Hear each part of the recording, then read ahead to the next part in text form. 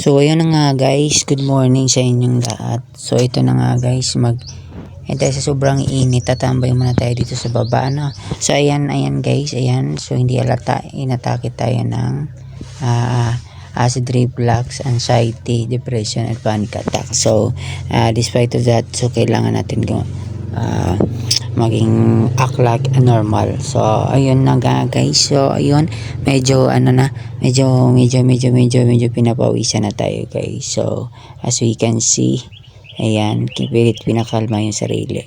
So ganyan po yun guys pag inaatake ng anxiety, depression, and panic attack dahil sa sobrang acid sa ating katawan. So acidity, GERD, ayan po, ulcer, mga ganon guys. So hindi siya madali guys na i-deal kasi una sa lahat yung alam niyo yun, yung nahihilo ka bigla lang na para kang magko-collapse, amo na yung feeling siya.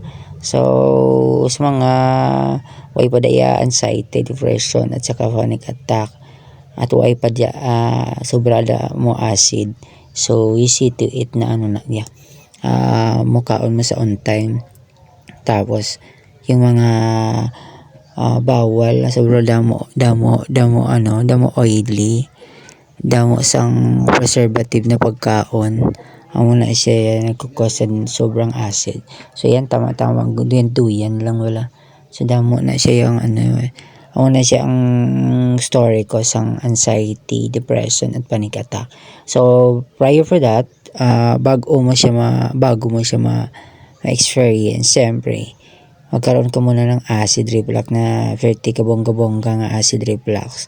Amo na iya kay sa noon mo na iya lagi lipas gutom na, alam mo yun, magutom kaon ka lang, inom ka lang sa tubig, okay na.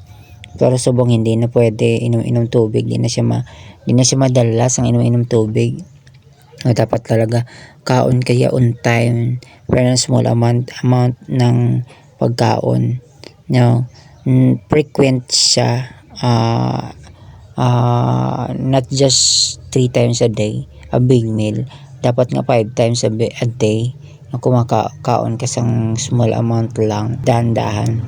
Ako kasi makaon ko siya daw matakot bala mautdan sang pagkaon mo na iya.